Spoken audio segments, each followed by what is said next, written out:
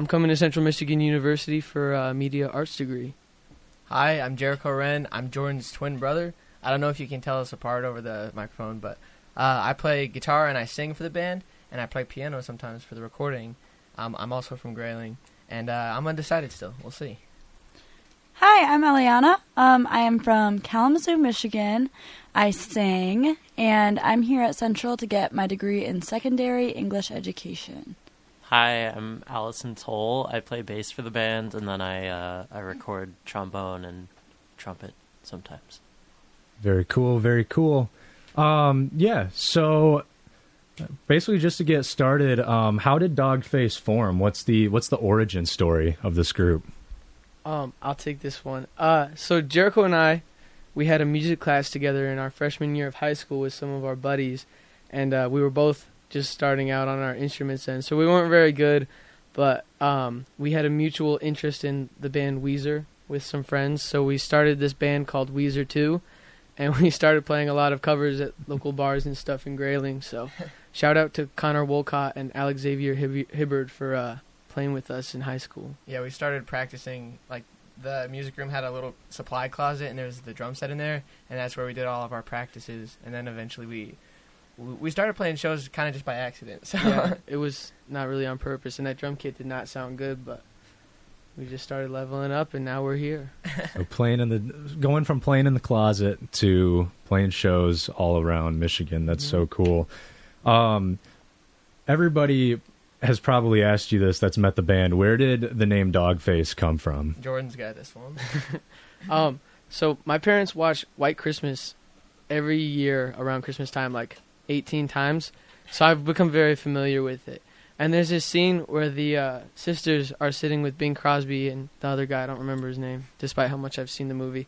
And the guys are looking at a picture of the sister's brother, and they describe him as the guy with the dog face, even though he's just a regular looking dude. And I thought that was kind of funny because it was really mean. And I just kind of thought that it would make for a good band name. It sounds kind of elegant, but also kind of, I don't know, maybe not elegant, but there was a lot of debate over what the band name would be, because Jericho thought it sounded too punk rock, and we're not that punk rock, but well, I learned now, I think DogFace is like a military term, and that's why they called him that. That's kind of tough. That's kind of tough. Yeah. It's like the War Dogs from that one movie, War Dogs. You got to start making harder music to Jonah match Hill? the name.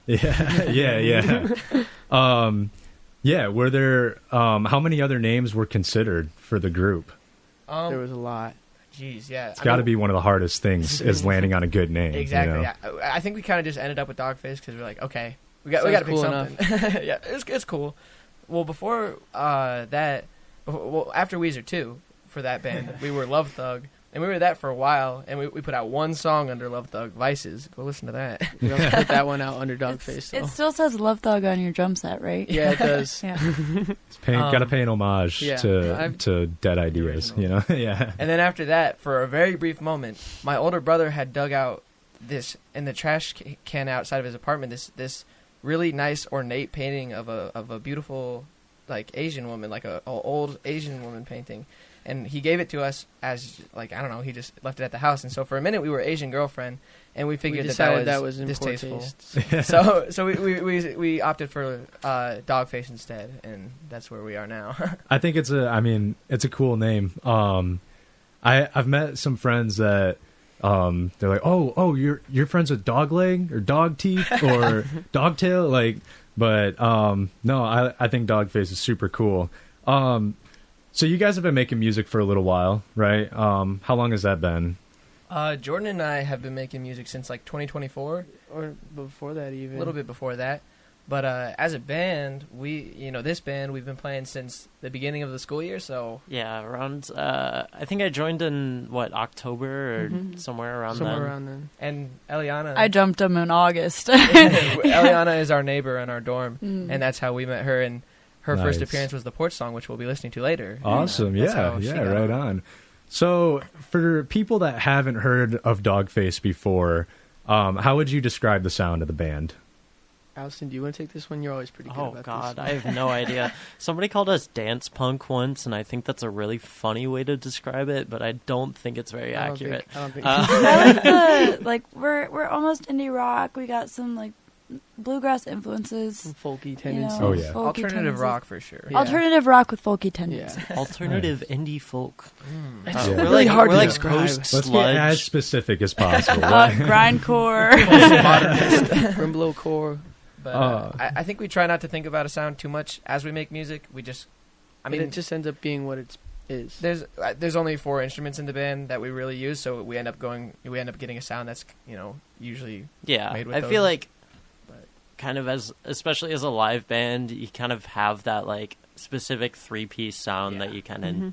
will have by necessity. But Mhm. I think we got a pretty different sound live than we do recorded, though. Mhm. But I kind of like that because when people come and see us live, I think they're expecting what they hear on the records, but they get something different, and I think that adds a little bit of novelty to it. Little So when they come see us, there's something. Yeah, it's interesting. I heard that at the last show. Like, I heard you guys were kind of a folky band, but when I heard you play, it was like rock and roll. You know? Nice. That's And, so sweet. yeah. I didn't hear that. That's really It's really cool to. I like it when people get interested like that. Yeah, the first time I ever like heard of you guys and saw you guys, it was just Jordan and Jericho playing on Summit Sessions Live here on campus at Central, and I was DogFace. Yeah, I've never heard of that, and it was just you guys doing like an acoustic set, just the two of you, and it's like, yeah, these guys rock. This is super cool. And then our good friend Keaton Pellegrini, he said you got to see these guys live with the amplifiers and stuff. And Shout out Keaton. yeah, shout out Keaton Pellegrini. We love you, Hi, Keaton. Keaton. His Yes, band sir. Anomaly. Anomaly. Listen to Anomaly. Yeah, for sure. Yeah, so you guys kind of are not all over the place, but fit under an umbrella of sound. Where would you guys say that you take your influence and inspiration from when writing for DogFace? I mean, instrumentally, I think we each kind of have different ideas of what we want it to be, and I like that because like then we get a more unique sound. But this is Jericho, by the way, in case you can't tell Jordan and I apart. But I like instrumentally, I think of, at least for the guitars, I like Sonic Youth a lot, especially their more melodic stuff. I like the guitar work there. And then in my songwriting, I really like Iron and Wine. I think Sam Bean is a very good songwriter. So stuff like that. A lot of, I mean, those kinds of things. I don't know about you guys. I feel like I also don't really like thinking about influences too much because I feel like in the modern age, in our generation, you kind of don't have to be as boxed into a specific sound because people are listening to everything. But I really like some harder, like, stuff like shellac or, like, unwound, some kind of noise rocky things.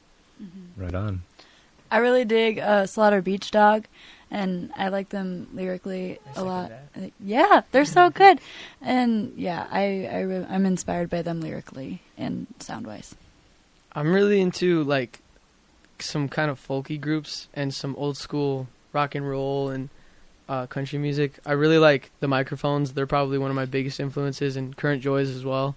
Oh, Current Joys, I love man. Current Don't get me Joys. started. I think he is good. I Yes, think sir. you can hear a lot of the Current Joys influence on I Wish None of This Ever Happened at All, which we'll also be listening to later. That one was also partially inspired by Sonic Youth. You can kind of hear it in the arpeggios in the chorus. But I'm also really into Blaze Foley. He's one of my favorite artists of all time. I like his lyrics a lot. They're silly, and I like silly songs. I like it when artists don't take themselves too seriously, and you can have a laugh with the music. For sure. So yeah, and then like songwriting processes across the band. Is there one main writer, or is it kind of bounce around from person to person? How much input is given on each song? Well, so at least for the past 2 albums, usually Jordan and I write our own songs independently, and then we put them together for the albums and stuff. So like, I mean, you can see in the credits of whatever, who wrote what, but usually it's split about evenly. But now, lately, we have Eliana writing some songs. So we've been, I think Jordan and I do the instrumentals, and then she puts on the lyrics, and she comes up with the melodies and stuff. But, sometimes we write stuff all together. Like, on the new album, One Lamb, we sat down in the dorm room one night and wrote all the words to that together, and then did most of the instrumentals together. But, yeah, generally it's split about halfway down. Jordan and I do our stuff individually. Well, Allison, you were talking about doing some of your own stuff to Yeah, I add to the might. albums lately. Probably mostly instrumental, but yeah, I'd love to do that. And you've been known to throw down a fire bass line Yeah. Oh yeah. We're looking forward on to command. I do write. I write all the bass lines Mhm. that. Mhm. on my own. We're looking forward to that in the future because, like, this last album too. I mean, most of them were written before we had formed this band. So with the next stuff in the future, we're looking forward to having everybody's sound kind of influencing it more. Mhm. Because this last one was mostly just Jordan and I, but I really want to see what we'll sound like all together. You know, with all that influence. I think Yeah. we had some good collaborative efforts on this one too. Like you mentioned with One Lamb, I think that was a good example of what we can do when we all work together. But also to some extent, Pony Up as well, because we spent a lot of time working on that in the Somme. Like I remember playing a lot of that live. We came up with all the bridge together and everything live, and I think that's cool. I like it when we can all work together and figure stuff out. We do that with the harmonies because it's just not something that you can work on by yourself. And I always like it when we can work together and figure stuff out. It always ends up being better than when we work individually. Yeah, that was something else I was curious. I mean, the college life has got to be one of the busiest lives there is. Do you guys get to practice often as a full group, or is it kind of sparse? It's once a week on Tuesdays. Oh man, there it Once is. or twice. Yeah, occasionally yes. on Sundays. Nice. Yeah, if you're ever wandering the hall on a Tuesday and you hear our ruckus. I mean, it's nice. Like I said, Eliana is our neighbor, and I live with Jordan. So like, we can, if we need to work on harmonies or write something, I just go knock on her door. Yeah, knock on the door, right Work on. something out. I'm napping in bed. That's happened a lot. The one break during the day you get, these twins come walking in. No, it's the best part of my day. Super cool. Well, yeah, we mentioned that we're going to be listening to some of their music today. Coming up right now, we have the song I Wish None of This Ever Happened at All from their newest album, Leica. So we're going to take a listen to this song, and after that, pick it apart and kind of talk about where it came from and all of those things. So coming up right now, this is I Wish None of This Ever Happened at All by DogFace on 91.5 The Mountain.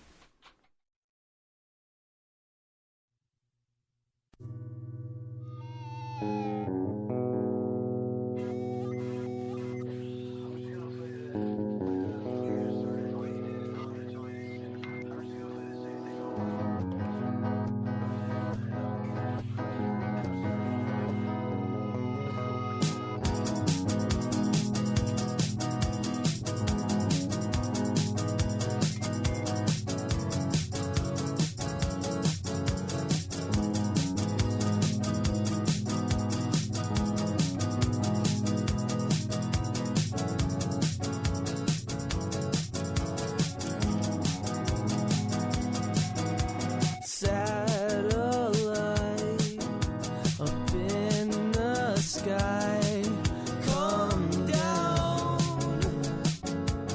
Oh, fish in the sea, I can't eat. They got glitter in their bones. Oh.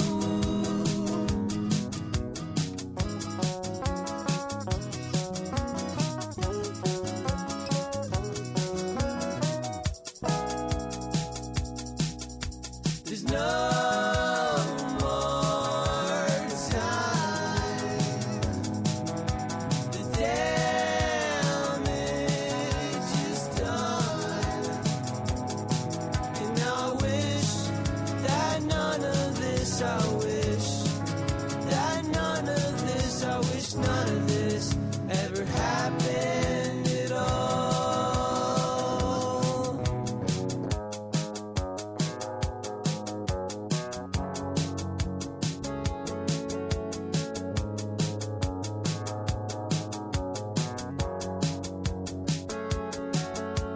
Babies breathe in dirty streets with lungs were meant for more.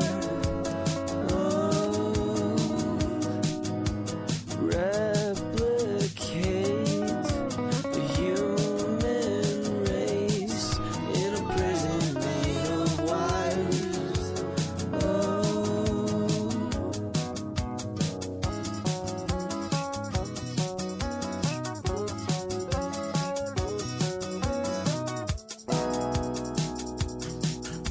There's no more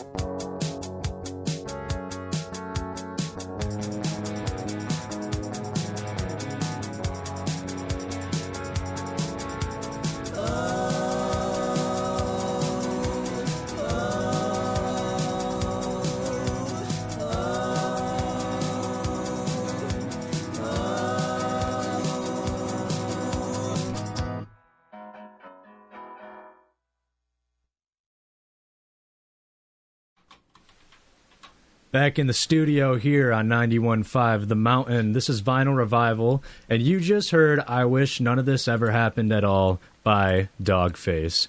So this is one of my favorites from you guys' album. When I first listened to it, that guitar tone and everything reminded me a lot of Current Joys, which we brought up earlier, which I thought was super cool. So I just wanted to ask you guys how this song came about, what originated it, and what was like the timeline, I guess. Did it change at all over time? Or so tell me the story of I Wish None of This Ever Happened at All. Yeah, so this is Jordan. I wrote this one by myself, and I'm really proud of this one. This is probably my favorite off the album as well. I think it showcases a lot of my abilities that I didn't get to do on the first one. And I didn't have a lot of songs on this album like Jericho did, but I'm really happy that this was one of the ones that stood out to a lot of people. But anyway, so I wrote this one last summer. I kind of stole some guitar parts that Jericho wrote and then threw a lot of my own in there as well. But I was really depressed this summer, and this is kind of a product of that. But it's sort of a environmentalist message, because I remember the idea just kind of came to me one night. I was sitting on the porch at my parents' house in Grayling, and we're out in the woods, and there's not a lot going on out there, but it was kind of twilight, early summer, and I could hear some turkeys across the street by the river. They were just calling, and all kinds of birds and stuff, and bats flying around. And but I could hear just like there was all this other noise too. There's cars driving by and honking and ambulances, and I stepped out from underneath the porch, and I was looking up, and I could just see satellites, and I just kind of felt kind of suffocated and trapped, because it's like there's all this nature that's always been here, and then there's all this stuff that people have done, and it's just like it was never supposed to be like this. And I don't really believe that. I believe that things are only just the way they're supposed to be. But at the time, I was just kind of in a funk, and I was just like, it's not supposed to be like this. And that's kind of where the title comes from. I wish none of this ever happened at all. It's kind of in reference to that. It's just I wish there wasn't all this noise. I wish there wasn't all this pollution. I wish there wasn't all this war and killing and all this stuff that people created. But I'm in a better place now. But I still think that that's an important message to have, is like we're kind of the exception to the rule here, and it's not always in a good way. But enough of my being a bummer. But I still think that's an important message for people to hear, and I think I'm really proud of that song for capturing it the way it did. I think the lyrics are pretty simple, but they capture the idea well, and I like the instrumentals a lot on that one. I tried to make it sound like it was a spaceman talking, because when we did the feedback, I tried to make it sound like it was an intercom. I don't know if it worked, but I like doing that. You can hear in the beginning of the song where there's kind of the reverby, basic guitar part. There's some talking going on, and that's actually a video clip of Jericho and I writing the song. That was when we were first putting it together, and I needed him to come play the guitar part while I put lyrics to it. And I don't know how I found it, but I found it and put it on there, and then we just kind of threw some effects on it. But we do that with a lot of our music. I like it when we throw the talking parts in. That is super cool. I think I love hearing songs that have those like kind of room noise background things. I think it always brings it to life so much more, and it also kind of reminds the listeners that musicians are people outside of the record, and like it's pretty cool hearing those little tidbits of real life and everything like that. Yeah, that's kind of one of the things that I like that we do with our music, is I feel like we do a good job of making it personal, because I think, like you said, some people kind of forget that musicians are people too, and I think in some ways it's kind of a product of a music industry that promotes it as a product, not a piece of art. You know what I mean? And that's what I like about what we do, is it's very artistic and it's very personal, and I think that's why people appreciate it, because there's some kind of it's personal. Yeah, there's personality in the specificity. Well, and like I don't know, we don't do any recording in a studio or anything. We do it all in our bedroom, and then in the dorm rooms and stuff. And I mean, I think it shows people like you can do this too. I mean, you don't need all these things to do it yourself. Yeah, yeah. Jordy, you mentioned that the lyrics are rather simple, but I think the performance of the lyrics are awesome. Some of the harmonies and stuff that got put together, that stood out to me a lot. What else went into this song from either an instrumental writing standpoint or a mixing standpoint? Well, originally it was going to be kind of a folk rock song. That's kind of how all my songs start out as. Like I mentioned, I think I'm really into Pine Grove. So whenever I'm making music, I'm like, this should sound like Pine Grove. And then it usually, ends up being its own thing from there. I'm kind of trying to escape that, pattern, but I don't think it's a bad place to start. And so anyway, yeah, that one was going to be a folk song. And then when I was putting it together for the album, because once we decide when the album's coming out, then it's kind of time to start putting stuff together. Yeah. A lot of our ideas are just kind of floating around in our heads until we decide, okay, we want to put out the album in March, so let's start recording. And this was one of those instances where I didn't really know what it was going to be until I finished recording it. I had the guitar parts in mind, sort of, but I didn't really know how they were going to be organized. It took me forever to put this one together, actually. I thought there was going to be like a 5/4 bridge in there, which did not end up sounding good. And I was messing around a little bit, and I was messing around with the electric drums, which is what I ended up using on the track. And I kind of wanted to lean into that new wavy sound, kind of like New Order and Current Joys again to some extent, which is a little bit different than what I would normally do, because I'm usually more into like the folk rock sound. But I thought it ended up being really cool, and I thought it would be cool to do something different. And I want to do more like that on the next album too, just something different than what I would normally do. Right on, yeah. Did this one go through any like monumental changes as it was being written, or sometimes you get down to record and suddenly you get this epiphany of this needs to be different? Yes, yeah, that was kind of what it ended up being with the genre it ended up being, because I thought it was going to be just more acoustic and slower and less rock and roll. But I'm really happy with the way it ended up being, and I want to do more like that. Yeah, I think it turned out great. Thank you. I really like the bass line Allison did on Oh, that. yeah, we cannot Yes. forget about that bass line. When we recorded, like I said, we record at home, and Allison comes all the way to Grayling and lays down her track that she's been working on. I don't know what you did for that. I like to. This one, I heard it and I was like, I want to dance to this. It's I love that. I love the drums on it, and yeah, I honestly, a lot of the bass parts I make up are kind of not on the spot, but I like to think of myself as more of a fluid player who can just kind of listen to songs and play along and lay something down. I think that definitely shows in this track. That's the mark of a good player too. Just walking in. We got lucky with Allison. Needs a little bit of this. When she first came along, we put a poster up in the sound that was like, "We need a bassist," and we had Allison come by and we ran a couple songs. Yeah, we ran a couple songs just in a practice room, and we were all trying to be chill and stuff.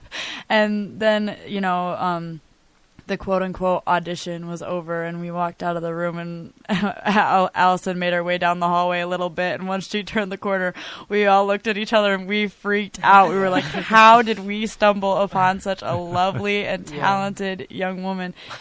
We were freaking. We were high-fiving. We were like, okay, we're going to get through a couple bases, see who does what, Yeah. Allison was the first bassist. First one. And we're like, we're gonna pretty take set Allison on that. Yeah. Oh, they made me play She by Green Day. Oh, man. It's a good starter. But I mean, and I tell Allison this a lot, and I told her like the other day, but like I really appreciate Allison Allison's been playing music longer than any of us, and Allison has you have experience with jazz, and you play all the time, and Allison also knows theory and the names of the notes on the fretboard. She's the brains of the operation. That was something I wanted to say is like I think that's such a useful tool for us, because Jericho and I are mostly self-taught. We don't really, we have no real experience with theory or anything along those lines. So it's really helpful to have somebody who knows how to talk the talk in that sense. And you bring a lot to the table with your theory knowledge, and it's really helpful. And I think that's what made this last album so much better than the previous, was your musical talents. When I wrote bass lines for the last album, I literally sat there and like, what would sound good? And they all ended up being like guitar riffs. Yeah, I was going to say, my bass lines on the last album sound like somebody who plays guitar trying to play bass. Oh. And we cannot forget about Eliana as well. Your additions to this band have been, your contributions That's nice. they've been so like, just brought everything else a step above everything that it was. Well, especially because Jordan and I sound so similar. It's great to have another voice. And I'm not a that's singer different. by any means. Right. Even when we harmonize, it's like, is that the same guy? Yeah. Thanks. So Yeah, super we love cool. our girls. Oh. So yeah, that is the story of I Wish None of This Ever Happened at All.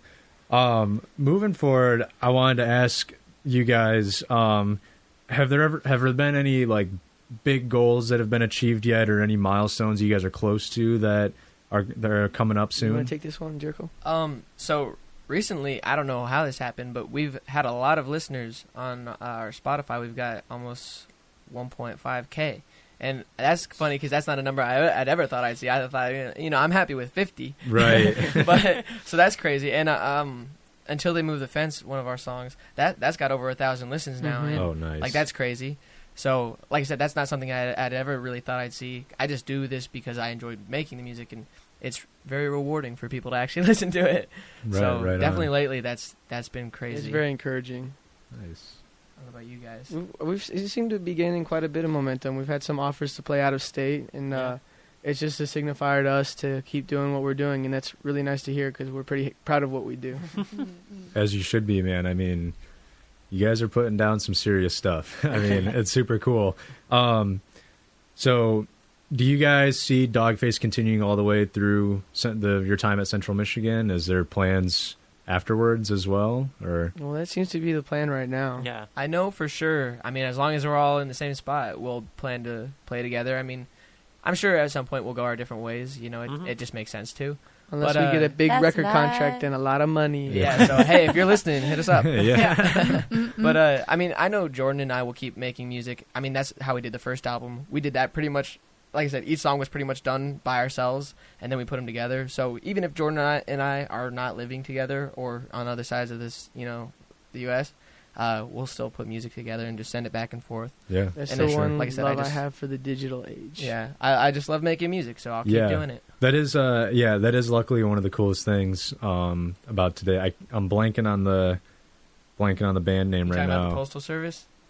Well, Because they you did were that too. mentioning Never about mind. that. No, you can talk about We were that. talking about that. So No, They- there's another band that did that. Man, it's killing me. I can't think of who it was, but they were friends and they lived across the country, and they would just send emails back and Yeah. forth of projects. Oh, Andre 3000. big boy. Yeah. Jordan and I. Yeah, super cool. I mean, I hope you guys stick with it. I think everybody does. Thank you. But so when writing songs and you're putting them out there, and as you said, you're gaining momentum and viewership is going up, listeners are going up. If people are going to take something away from your music, what would you want them to take away from it? This is kind of funny because this morning in my entrepreneurship class, I had to give a presentation on startup that we were doing, and I chose the band. I don't know if I told you guys about that. You did not tell me. But I think that the most important thing for me, at least, for people to take away from this is that money is not an item that we produce for the sake of production and not even for a product. Because I think that's the thing that's missing from a lot of music and even art to some extent these days is that it's produced as a commodity, as something to be bought and sold, and not something to say something about the lives that we're living. And I want people to hear our music and say, like, wow, that, like, even if it's not applicable to their lives, I want it I want people to think, like, that got me thinking about my life. That got me thinking about life in general. That got me thinking about art and music and, yeah, my experience or experience in general, and not about, wow, that was a really catchy riff. I mean, we love catchy riffs, and I love making money too. can't get enough of it. But it's most important to me that people view this process that we do as, I want people to be inspired by that. As is like, wow, there's still artists out there. There's still people who care about the process and not the product as something to be sold. I think another really important thing for me is, like I said, we do this all by ourselves. We mix it and record it all. And I really want people to know that they can do it too. Mm-hmm. Like, if they have an idea, even if it's bad, even if they're not confident in it, it's like, if you have a pair of wired headphones with a microphone and you can get any online, recording software, you can try to make something. And I think that's what it's all about. If you want to make something, go ahead and make it. And I want to inspire other people to do that too. If, these dorks right here could do it, you can do it too. Right. Well, I really just agree with Jordan. Like, it's for the love of the game. DogFace is love. And, like, love everybody, be kind to everybody. Like, I mean, in the way that we present ourselves as a band live, like, I feel like we try to foster an inclusive environment, and like Gotta stay and watch everybody to the end. Yeah, you stay, you watch every other band, you support every other band, you go and listen to every other band, because like That's just what you there's so much art being made out there, especially like in the age of like TikTok music, whatever. do. Mm-hmm. And so I think a lot of people, when you tell them you make music, they don't really take it all that seriously, Yeah. because they're like, oh my gosh, another person. But every single person out there who makes that music like is valuable, and they have something that they're thinking about. And so like we really, like, I think caring about one another and taking an interest in one another's art is really a philosophy that we carry, Mm-hmm. you know. Me personally, I really love like the local Michigan music scene. It's got this really inclusive, special feel to it. Mhm. You go to these like shows out of somebody's garage or whatever, and everybody is having a great time, and everybody's dancing, everybody's there to listen to good music and have a good time. It's not about looking cool or any of that, anything like that. There's just so many good people that we play with too. Like, I mean, I didn't think I'd meet these kinds of people when I started doing it. Like, but you go to these shows and you start meeting the other people in the band. It's like, wow, you are so thoughtful, and I just meet so many good, kind people too, and it's like that just makes it all worth it too. I think you had a really good point about people not taking like homemade music seriously, because in the age of TikTok music, anybody can do it, and that doesn't mean that everybody's going to be good at it. But I think it's important for us all to promote and foster that you can do it. You can. We use BandLab for the last 2 albums. BandLab is the eating online. crayons version of any like online production app, and it's not good, but I hope BandLab doesn't sue us. But like, it's Sponsor like us. use whatever you can. The resources are all out there, and I think that that's the most important thing. Is some people are afraid to start because they don't know where to start, or they don't know if people are going to receive it well. But I think the most important thing is just starting. And we were talking about milestones a second ago, and this one is kind of old, but it's still really important to me. Is that first album, Adolescent Essence? Because I didn't think that one was going to get done. Right before we're in the middle of recording that one, our guitar player dropped out, and it was just really frustrating. I was so upset. I didn't think that we were going to get it done, and it was always kind of a goal of mine to at least have that done before we got out of high school.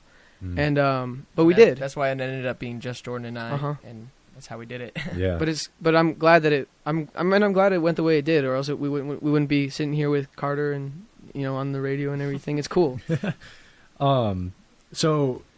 So did you just say that Leica, the whole album, was recorded in BandLab? Yes. Yeah, and everything Okay. else before Everything it was too. mixed Everybody there, too. remember that because of how good it sounds. Thank I would you. say it was a shock at first when you said that you guys record at home or in a non-studio environment, but then also using a It's free with ads. There's like always the Clash Royale ad that comes on. It's so loud. with the headphones Oh on. It's my like, gosh. I don't think I would have ever guessed, that it was made using, basic stuff like that. I mean, the overall sound and everything is super cool. So yeah, it sounds like you guys kind of have an overall theme of just enjoy music, appreciate music, and keep listening to what people are doing. Yeah. Yeah. Me personally, I mean, I'm trying to get some more recording going, but even with that, the philosophy stays the same. It's about the performance. It's about, the energy of people playing together is really what is important. And, Yeah. it's not about any piece of equipment, any software, just do it. Well, and I mean, I think that's so important. Like, the first song on the album, Windshield Wipers, was recorded just with a pair of wired headphones, except for the horns and the bass. And that's what I'm saying. I mean, like, just do it. You can make something. Right. I And think, don't be afraid to do it badly sorry. either. I think Eliana had a really good way of saying it. Is just doing it for the love of the game. I think these days people are too concerned with looking cool while they're doing something or being nonchalant, and Being the best. it is such a drag to be nonchalant. And I think people once people just start trying stuff and failing at it, they start to see like, wait, I see how I can get better. I see how I can do more. And I think that's the thing, is just people are afraid to fail, and that's perfectly reasonable. It's perfectly normal to be afraid, but it's not okay to let that be the thing that keeps you in your cage from doing what you want to do or creating what you want to create. Jordan and I have made a lot of bad music up until this point. Like, I feel you. You should I've see been some there of the as stuff well. we the old recordings that we never put out. I have a lot of old We should look lyrics through those in my sometime. trash can, and I look back on them like, oh my gosh, what Yeah. was I thinking? Yeah. high schooler. I've got some voice memos that go back to like Yeah, when I first I know picked about up that. the guitar, and it's it gives me new appreciation for my parents as well to sit in the house and have to listen to I that. know about but, that. Like when I was learning drums, Yeah, yeah. nobody could be in the house. But yeah, like you guys are saying, there's no reason not to stick with it though, Mhm. and I'm glad you guys did because Thank you. some really cool stuff has come from it. I kind of want to transition to just some more just kind of fun questions just so Yeah. people can get to know you guys a little bit better as people and not those faces up on the stage. Dog faces. Ooh, Those- that was ooh, nice. yeah. Hey, write that down.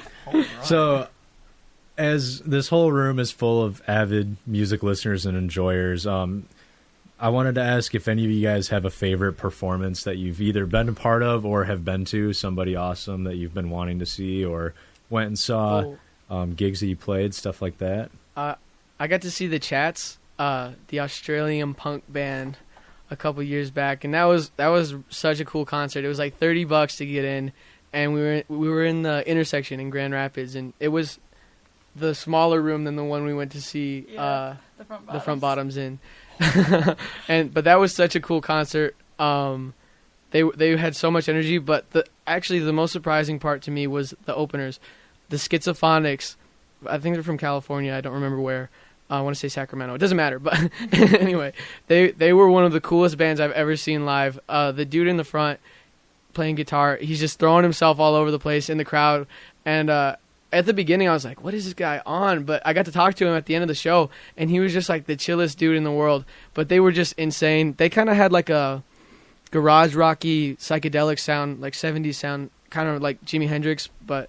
I mean, nobody can be Jimi Hendrix, but still, it was just insane. So that was one of the coolest concerts I've ever seen, and everybody there was just really cool. But it was stinky, but that's most punk shows. There used to be this beautiful house venue out of Lansing called the Goblin Zone. Shout out to Kiefer and the bands like Tequila Mockingbird and No Problemo. Lansing scene, it was just this incredible place. They hosted this all-day long festival called Neon Festivus Evan Goblin Zone. Wow. And that's so cool. been my favorite Yeah. event. It's just like everybody knows each other, but it's still packed and there's so much energy. That's good. Right on. I mean, the Chats was really good. The guy, well, I don't even know the front man for that. Chats. Jordan and my dad went too, I but s- I swear this didn't They happen. swear that doesn't happen. But like before he went on stage, he's sitting there and he like hawks up a big loogie and he spits it on the ceiling, and then he grabs it again with his throat, or like he just grabs it with his Oh, he mouth and caught comes it? back down. Yeah, it was so gross. I don't remember that. It was awesome. But That's what I aspire to be. I'm really working on my stage Well, presence for that. I learned that the Chats in Australian slang means like Something it's something nasty, and if that's what really happened, then maybe they live up to it. Oh, Good for them. okay. But I think about our own performances. When Jordan and I first started playing, one of the first shows we played was at a bar down the road from our street. We played so bad. Like, we played Earth Angel, and we played it for like 7 minutes. The song is not we that never long. ended it. And it was terrible. But there was just all these old guys there, just, the old beer belly rockers, and who, they live and die for playing, bar gigs, and they loved us.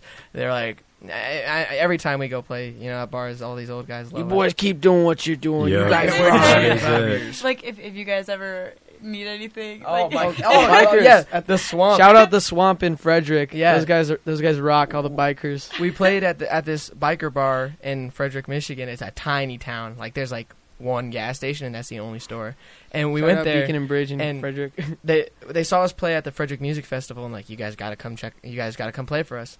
And we did. And at first, I mean, it was scary. There's these big buff dudes, Yeah. leather, And and then we started whipping out the Led Zeppelin covers. yeah, and they loved us. Like, by the end of the night, we made like $500. There was this in dude. tips, He said too. he was going to get a DogFace tattoo.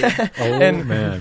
Like, the bikers taught us their secret handshake, their They password. said they were going to come to our graduation party. and they're like, if you boys ever need need protection, just let us know. So that was a great We'll keep that in mind, guys. So- we have not forgotten. Yeah, And so if you're ever planning on like Jumping us. doing anything bad to DogFace, just keep know that in mind. we got connections. the bikers. That is You have- so funny. That was good. Concerts. Oh, Yeah. well, I've seen the Front Bottoms 3 times now. And every time it's my new favorite concert.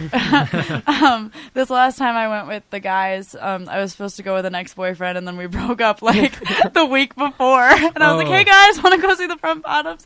And they were like, "Yeah." And Brian Sella threatened to eat someone's grandma's ashes. Yeah, that was pretty and cool. It was pretty So awesome. punk rock. It was so punk rock, and just the energy that they have on stage is something that I aspire to as well. Their bassist, she's like also like a backup vocalist, and like I really like I take a lot of inspiration from her as well. I just think she's really cool on stage. Yeah.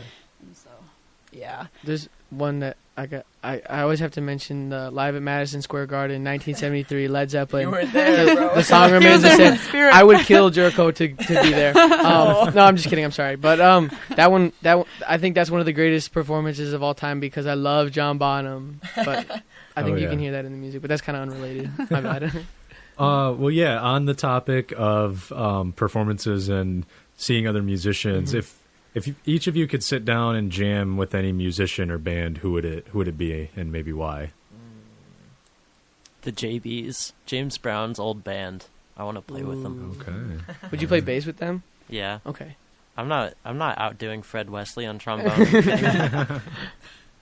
That's a good question. I always thought it would be cool to play with, the Hendrix Experience. Yeah. I mean, Mitch Mitchell's is a great drummer. I don't think I could outplay him, and I don't know anybody else maybe who could keep up with Jimi Hendrix. But he's got just so much energy, and that would be such a cool band to play with. I would play with Toby from Well Done Tim. Shout out to Bass Plans. There you go. He's from a local band, and we love Toby. Toby's just a very talented musician, and we got to sit down and jam one time. So I think I'm picking him. And if not him, I want to play with Fugazi. I think that they would be really fun to play with. Mhm. I want to write a musical with Stephen Sondheim. Ooh, We're bringing him back. What would it be? Get What would Eliana your musical back. be about? It would be a DogFace jukebox musical. Rock opera. It would be about a monkey who she used to be a star. She used to be like a jazz star at a jazz club, and then she really like fell off and like got into some bad stuff, and just like finding herself again. That's beautiful. Like Is that like a figuring out reflection who of she yourself? is. No. That's actually a story that anytime you would like do any kind of improv with my old theater teacher, that is the story that he would set up for you. It would be something to do with the monkey who played at the jazz bar. Yeah. Yeah, super cool. You guys got some good taste for sure. Thanks. We are gonna actually listen to another song by DogFace.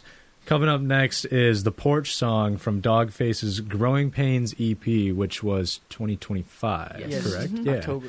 Anything you guys want to say about this one before we kick it on the air? This one was recorded all in my dorm room.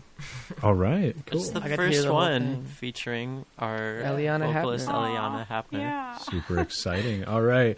Well, yep, coming up here on 91.5 The Mountain, this is the Porch Song by DogFace.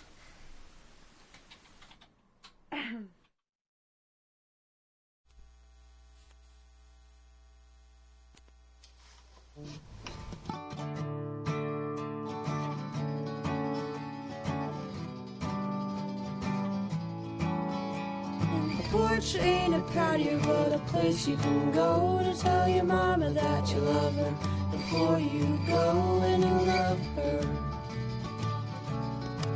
And you used to too. And a patio ain't a porch, but a place you can go to play guitar with your daddy, and he loves you so much.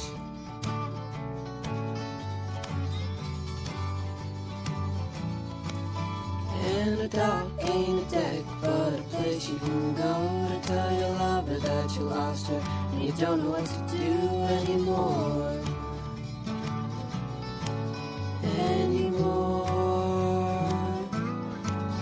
And a pergola is different, but you like them a lot, 'cause they remind you of your uncle and the house that he bought, and you miss him.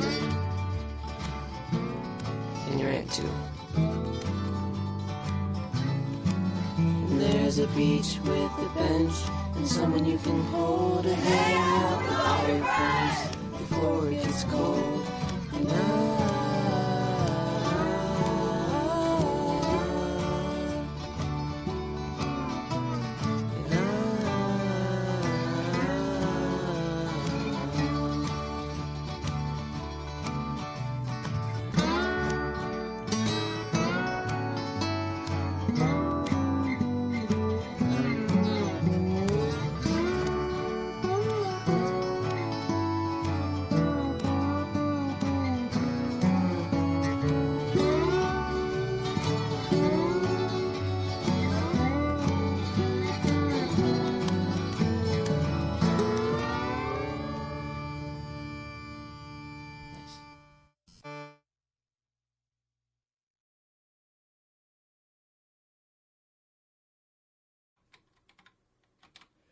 All right, we are back in studio here on 91.5 The Mountain.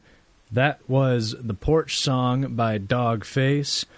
Let us know about this one, too. This one's super cool. How did this one come about? Okay, so this is Jericho, in case you can't tell us the part again.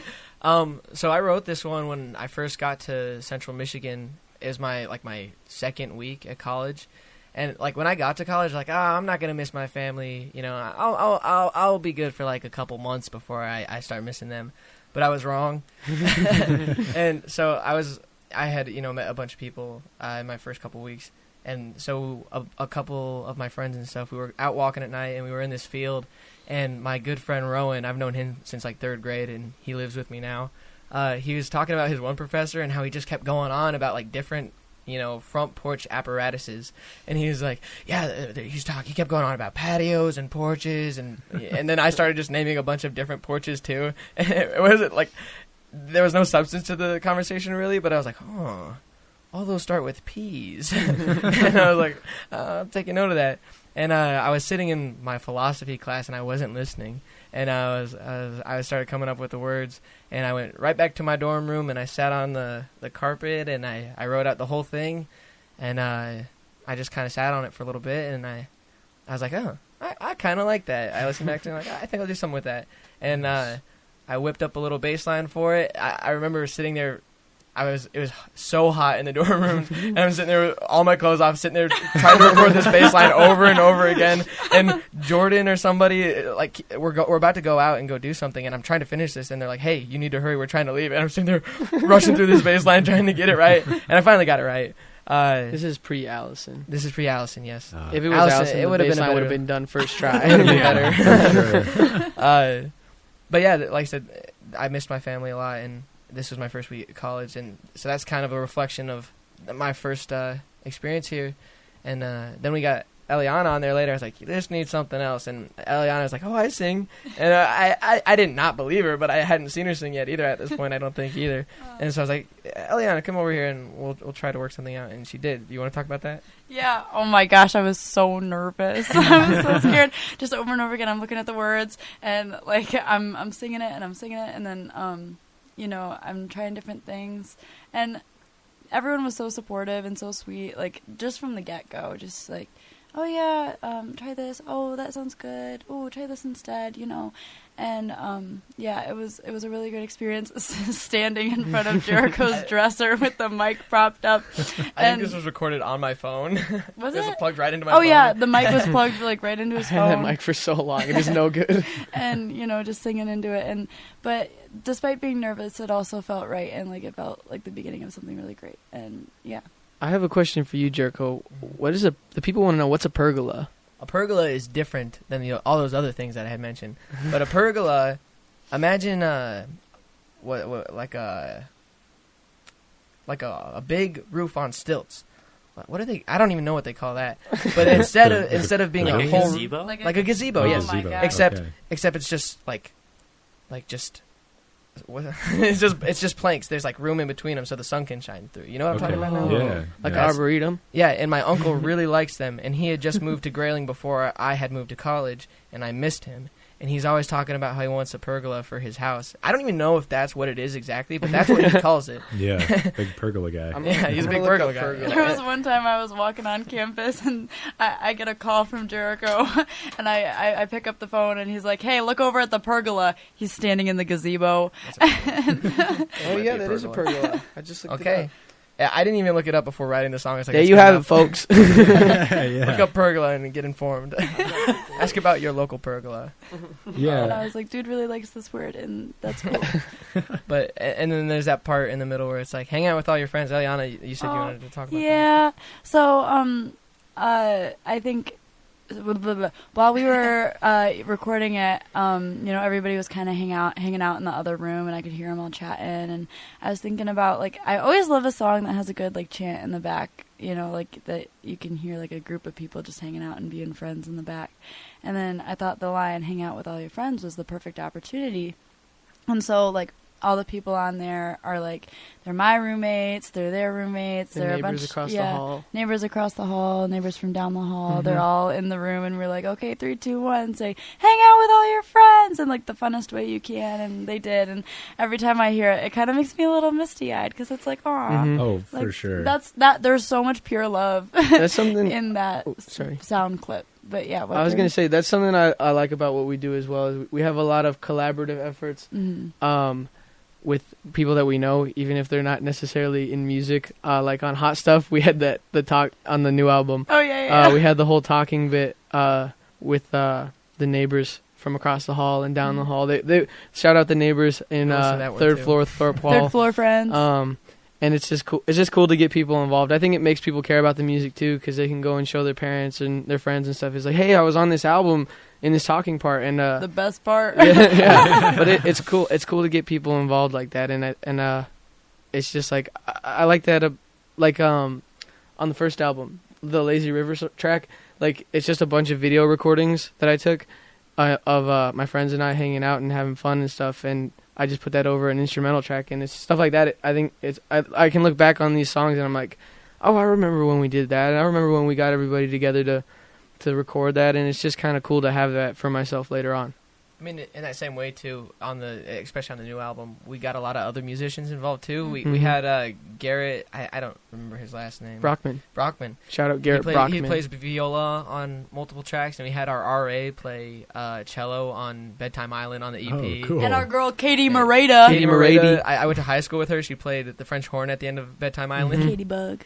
And Allison does the horns now for the new Sure album. do.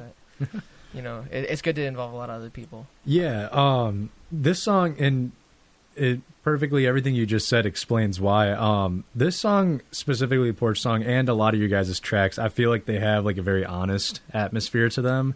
And like when I'm listening to you guys' music, I feel like I'm sitting in the dorm with you guys, especially hanging out with all your friends. Like it just comes to life like that. That's sweet. And yeah, I feel like that is something that really like makes DogFace stand out, is that Thank you. When you put on their music, you're there. You're not just listening to a record. That's a great compliment. Thank you so much. Yeah. I try really hard for that whenever Jordan and I are writing. Yeah. And you too. We strive for honesty, we because say- nobody can be yourself better than yourself, and we don't want to be posers. We always say, Right. write something that happened. Write about a feeling you actually felt. Yeah, I that's didn't shoot a cool. man in Reno, so I don't write about it. Right. Yeah, so we're getting near the end here for this awesome episode. Talk about live performances. We had to reschedule from last week, which means we didn't get to talk about the upcoming MMR Sampler show, but now we get to actually talk about it now Debrief. that we lived it. Yeah, Yeah. let's debrief about that. Yeah. That was girl. such a great show. Shout out the Flowers, More Media Julie's Records. Bones. Julie's Bones, Julie's Bones. The Glass. Glash. no, The not Glash. not the Not Glash. Glash. Wait. It's Just Glash. it's just Glash. Glash. Shout out those guys, they rock. But there was just a lot of great bands. Yeah, shout out More Media Records for putting that on. Mhm. That was just a great show. That was so much fun to watch, and a lot of even more fun to play. It was just Uh, like playing a show for all of our friends too, so Yeah. that was a lot Yeah. of fun. Yeah. It was so nice to see so many friendly faces. Yeah. Had some friends come up on stage too Yes. during the set. That was fun. Yeah, that was so Cool. cool. Yeah. So big shout out Noemi to and Abigail. big shout out to More Media Records. They are down the hall from us here in Moore Hall. Our on campus record label. They put on a sampler album, show every year, and make an album. DogFace was at the last one. That was what, Saturday, right? Yep. Yeah. So if you weren't there, you kind of missed out. Just saying. Bummer. But But if you missed it, this Saturday. Oh yeah. just gonna say Thursday. Oh, this Thursday before Saturday. At Saginaw Valley State University. University. Okay. I We're think playing at a show. 5 p.m. We're Yeah. playing a show in their amphitheater. All A little right. pop-up. Yeah. It's the same set Awesome. we played at the More Media Records. So if you release missed party. it, you get the chance You to got come here. everybody here, everybody listening. You have another Mhm. chance. Be to- there or be square. And And if you as happen if you There you happen go. to be There you locked go in a now. tower and unable to leave, This what's is going for on all this of our Saturday? princesses out there. This is for all our Rapunzels out there. this Saturday at Moore Hall TV, Summit Sessions Live is going to be, The season finale. their live show season finale. We'll be playing a couple songs for that. Mhm. You can tune into that on YouTube anywhere. Awesome. Yeah. Make sure you check that out. Going, I guess, back in time a little bit. When did DogFace start playing gigs? I know we talked a little bit about it earlier. Since this lineup has been present, the four of you guys in this room. Was that first gig in Grayling? Yeah. Yeah. So there's this record. Oh, this is a perfect Shout out. opportunity. Shout So, shout out to Rotten Princess Records in Grayling, Michigan, and James Lee Jones, who runs the place, because he is our goat. He's the greatest. He's done so much for us, Jericho and I too, just getting us out there. He sells our music and stuff. But so if you're ever in Grayling, check out Rotten Princess Records. Yeah, that was our first show as a full In band. the basement. Nice. And we had a pretty sweet set there. It gets sweaty down there, but it's always a good show. Those are the best shows, right? Yeah. Do you guys have a favorite city to play in? You guys hop around quite a bit, like, of the Michigan area. We like the big MP, Mount Pleasant, Michigan. Yeah. Mount Pleasant, Michigan. Sorry, go ahead. I really like Bay City. I don't know why. I mean, I just like the area, and we have a lot of friends there too, and they come Yeah. see us. We made a lot of super I want to play at the Masonic Temple again. We got to Yeah. play a gig there, but a lot of it was sitting around for 6 hours. And Not We- the It was an Detroit awesome gig. Masonic no, Temple, the at one in Bay City. City. Yes, Bay yeah, City, good okay. We'll clarification. play the Masonic in Detroit too, though. And then Hit us Madison up. Square Garden, and yeah, no, Yeah. but Sonic in Detroit was a wonderful opportunity. no, it was still cool. But that was just a long one. Do you have a favorite, Allison? I really loved the show that we did at Detroit. The most recent one we did at Detroit was at Job Stoppers, Mhm. which is this Oh. little tattoo Tattoo. venue. They have a little basement. They put on shows. It was Super a great cool. time. Yeah. And we also had our album release show May 20th at Bonejacked Vintage in March. March. March. I'm sorry. It's not May yet. But we had one at Bonejacked Vintage in Bay City. So shout out to Bonejacked Vintage. Go check They were that place awesome, out. too. That was a great show. We had a great crowd, and it was just a really fun one. A lot of familiar faces. I was in that crowd. Yeah, you actually. were. That was the Thank first time. That was the first time I ever saw the complete lineup of DogFace play live. Would you And, agree that was a good one? It was. Man, you guys came out hot out the gate with Johnny B. Good Yeah. right away. My hands And- were so stiff, dude. It was a rough Yeah, one. I was, Yeah. No warm up. Yeah, my roommate Isaac, who was also in the band Extension Cord. Shout out Well, Extension I was Cord. gonna say. yeah, we went to that, and my girlfriend came with us. And as soon as you guys took the stage, like I'd heard a couple of the songs, and I knew it was out. I was like, oh, I wonder what they're gonna play first. Opening riff. I looked over at Isaac. We were like, "Yo, it's about to go down! It's about to go down." That was a cool show for sure. Have you guys ever had any like wild situations happen while you're on stage? Oh. Every show we play. So far, every single show that we have played with this lineup, I break a string every time. I mean, that's not that wild, but it's ridiculous. I've been dropping a lot of cash on strings. If Bees Music wants to sponsor me, So bees love to see Jericho coming in. I know they know my face now. I buy 2 packs at a time because I know I'm man. gonna break 'em. I think they got like a thing going on, so they break, so you keep coming back. It's just the high E. Yeah. Okay, Jordan yeah. plays drums kind of intense. At I play the shows. I play very intensely, and it's really not on purpose. I don't think I'm a sloppy drum player either, but sometimes I don't know what it is. Maybe I just get tired toward the end of the set, but I just happen to always slam my fingers into the low tom or into the cymbal, and I end up bleeding all over the snare drum in my pants. it's kind You've of seen Whiplash. yeah. On one hand, it's like, oh, It's just that like looks that. so punk. It looks so cool, but then it really hurts later. And The excitement wears off. Yeah, Yeah, and- like, okay, yeah, yeah, my and- fingers are actually broken. it's gonna do a number when I get arthritis later on. But right now it looks super cool. But that always seems to happen lately. This happens. Okay, But I mean, we haven't had anything too crazy happen yet. You know, nobody. nobody's jumping rushed on the stage or nothing. We've had a couple friends come up and sing, but that was pretty organized. Invited. Invited, Yeah. yes. But so Yeah. far, you know, catch us at our next show. You can crash it. How's that? All right, But yeah. but respectfully, don't hurt anybody. Right. Nice. Oh, I got kicked in the face at the last show Oh, we played. yeah. I thought my nose broke. That's what I'm talking about. Yeah. Tell me about Okay, this. well, What- that I was so mad. I my hands were shaking in rage. No, when we were at Job Stoppers, this what was the band? Would You it be don't have rude to- to name we'll them? keep- we'll- Chaos We'll and keep Compo- them.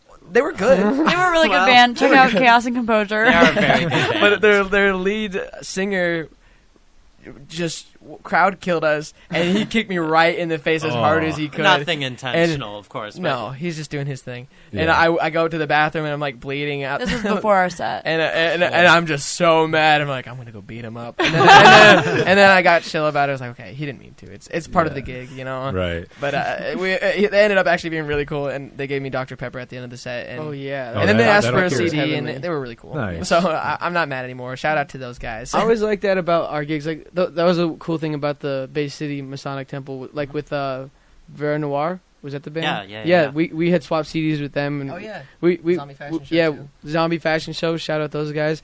We like giving gifts, and it's always cool when people like swap CDs and stuff with us. And that's I all- just bought a CD from Julie's Bones at No, the last nice, show. Yeah. nice. Yeah, so we like supporting our artists, and we like swapping gifts with people, and it's always cool when that kind of stuff happens.